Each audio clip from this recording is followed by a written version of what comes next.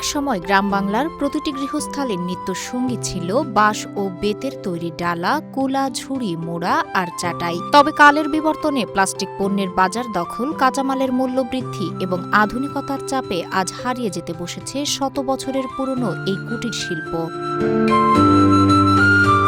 সিরাজগঞ্জের উল্লাপাড়া উপজেলার বিভিন্ন গ্রাম ঘুরে দেখা গেছে এক করুণ দৃশ্য। সলব, পূর্ণিমাগাতি ও মোহনপুর ইউনিয়নে একসময় যে শিল্পকে কেন্দ্র করে জীবিকা নির্বাহ করত শতাধিক পরিবার, সেখানে আজ হাতে গোনা মাত্র কয়েকটি পরিবার কোনো রকমে আঁকড়ে ধরে আছে পৈতৃক এই পেশা।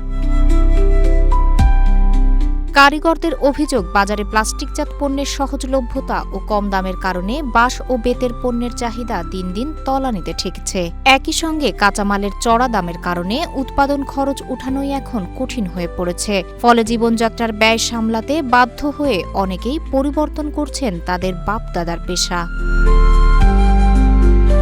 সরকারি পৃষ্ঠপোষকতা ও সরকারি বেসরকারি পর্যায়ে সহজ শর্তে ঋণ না পেলে অচিরেই সিরাজগঞ্জের এই ঐতিহ্যবাহী বাঁশ বেত শিল্প পুরোপুরি হারিয়ে যাবে বলে আশঙ্কা করছেন সংশ্লিষ্টরা।